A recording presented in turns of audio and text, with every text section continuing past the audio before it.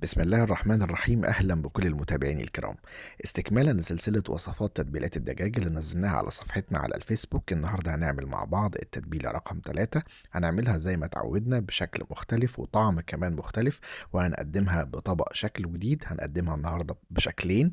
يلا بينا نشوف مع بعض. زي ما تعودنا هنعملها بتفاصيل بسيطة جدا ومكونات سهلة ومش هتاخد مننا وقت كتير، ويلا مع بعض نتابع التفاصيل لآخر الفيديو.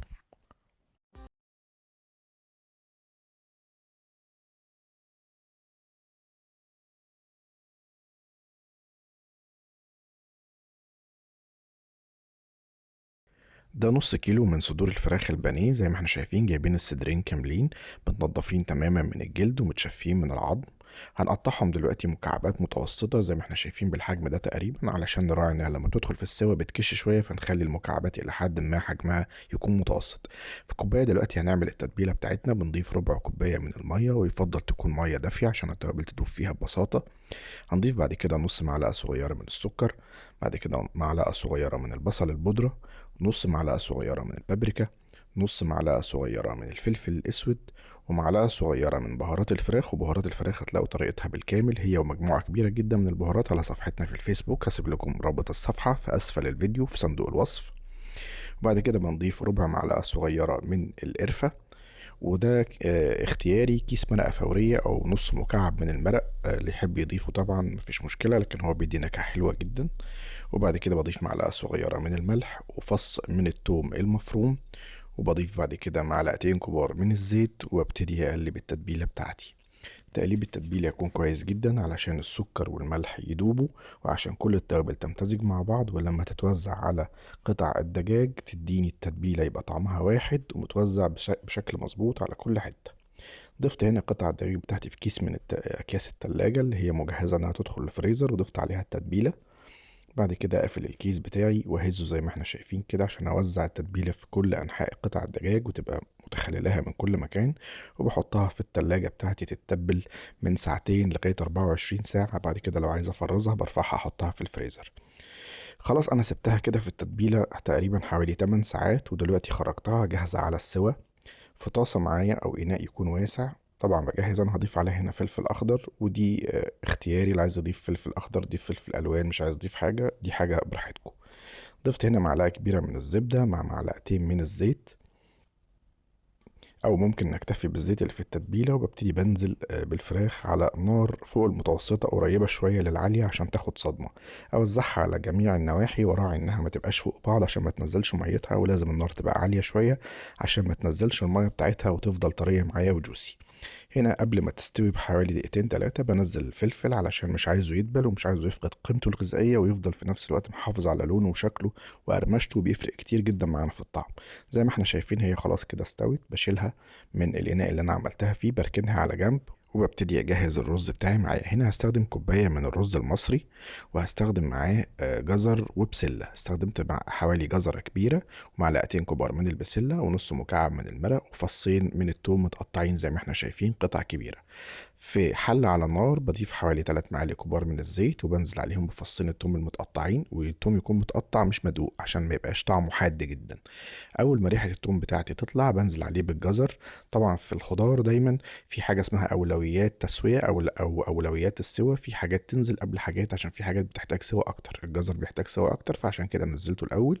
اول ما يبتدي يبيض معايا كده او لونه يفتح كده، هو ابتدى يدخل في السوى، بنزل عليه بالبسله. وبعد كده بنزل عليهم بنص معلقه صغيره من الفلفل الاسود، واديهم تقليبه كويسه كده لغايه لما الريحه بتاعت التوم والفلفل الاسود تلزق في كل الخضار. بعد كده بنزل عليهم بنص مكعب المرق، واللي مش عاوز يضيفه مفيش مشكلة، حطوا التوابل اللي انتوا عاوزينها، دي حاجة اختياري. وبعد كده بضيف معلقة كبيرة ممسوحة من الكركم، وربع معلقة صغيرة من القرفة، وبديله تقليبة. ومش عايز أطول عشان الكركم لما بيقعد على النار فترة طويلة بيمرر ويديني طعم مرار مش مستحب.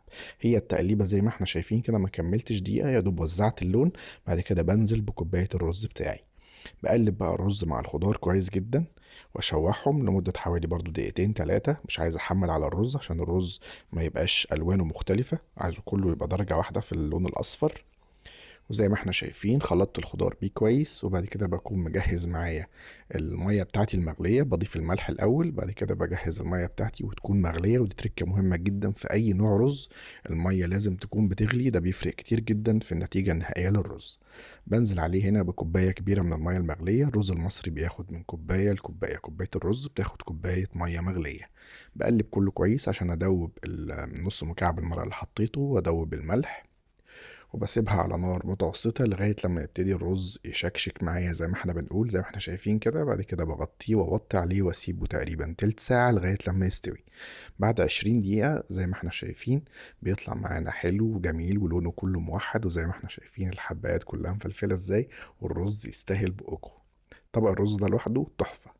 زي ما احنا شايفين دي أول طريقة للتقديم. ضفنا الفراخ على وش الرز وحطيناها في طبق وقلبناها، ودي طريقة لطيفة جدا وممكن تعجب الأطفال لأن شكلها حلو ومليانة ألوان، وطعم الطبق تحفة يا جماعة. هتجربوه إن شاء الله وهتقولوا لي رأيكم. هنا هنضيف مكون تالت وهنعمل طبق بشكل جديد. جبنة مشروم قطعناه شرايح زي ما احنا شايفين في معلقة زبدة مع معلقة زيت. دايما بنحط مع الزبدة زيت عشان الزبدة بتتحرق بسرعة، والزيت بيديها فرصة انها تقعد شوية اكتر. ضفنا عليهم نص معلقة صغيرة من الفلفل الأسود وشوحناهم. المشروم ما بياخدش وقت كتير، هو يا دوب 3 دقايق. أول ما لونه يبتدي يغير معايا زي ما احنا شايفين كده ويشرب من الزبدة، النار تكون متوسطة. بنزل عليه بمعلقة كبيرة من الصويا صوص، ودي اختياري بس بتديله لون حلو جدا وبتديله طعم ونكهة مميزين. بسيبه على النار لمدة حوالي 3 دقايق تاني يتشرب، وبعد كده بقدمه بالشكل اللي احنا شايفينه ده. قسمنا الطبق بتاعنا تلت وتلت وتلت. طبق شكله حلو جدا، شهي جدا. ودي الحاجة اللي أنا بحب أركز دايما عليها هنا في القناة، إن احنا نعمل أطباق شكلها حلو جدا وشكلها مبهر، تتقدم في عزايم أو لضيوف يبقى شكلها حلو، وفي نفس الوقت قيمتها الغذائية عالية ومتنوعة. وكمان كل التفاصيل والمكونات بتاعتها بسيطة وموجودة في كل بيوتنا، ما فيهاش أي حاجة غريبة، ما فيهاش أي حاجة صعبة. ممكن أي حد يقوم بمنتهى البساطة يعمل الطبق ده، وممكن تكون موجودة في كل البيوت. رز وبسلة وجزر وفلفل أخضر وفراخ، يعني ما فيش أي حاجة غريبة. يمكن المشروم بس هو اللي يعني ممكن نستغنى عنه ونقدمه بالشكل التاني ده. دي الطريقة التالتة من تتبيلات الفراخ اللي احنا نزلناها على صفحة الفيسبوك. احنا منزلين حوالي 12 تتبيلة للفراخ. دي رقم 3، عملنا 2 منهم على قناة اليوتيوب. هنا هتلاقوا الفيديوهات بتاعتهم قبل الفيديو ده، والتتبيلات بالكامل موجودة في بوست على صفحتنا على الفيسبوك. تتبيلات للدجاج وتتبيلات للحوم، علشان ننوع دايما في مطبخنا وننوع في الطعم وما نزهقش من الاكل او نحس ان هو مكرر. يا ريت بقى لو عجبكم الفيديو وعجبتكم الطريقه ما تنسوش تعملوا لايك، واللي ما اشتركش معانا في القناه يا ريت يشرفنا بالاشتراك، علشان هنعمل حاجات كتيره جدا في الفتره الجايه مختلفه ومتنوعه زي ما عودناكم دايما على قناتنا، قناه الشيف محمد شحاته. وتابعونا دايما على صفحتنا على الفيسبوك وعلى جروبنا جروب فود ستيشن. هسيب لكم اللينك بتاع الجروب وبتاع الصفحه اسفل صندوق الوصف. وده الطبق الأول اللي احنا نفذناه هنا على القناة من التتبيلات اللي احنا نزلناها على صفحتنا على الفيسبوك. كان أول فيديو من التتبيلات، وبعد كده عملنا الطبق التاني اللي احنا شايفينه قدامنا ده. الطبقين نفذناهم هنا بشكلين مختلفين، كل طبق ليه طعم مختلف وشكل مختلف تماما.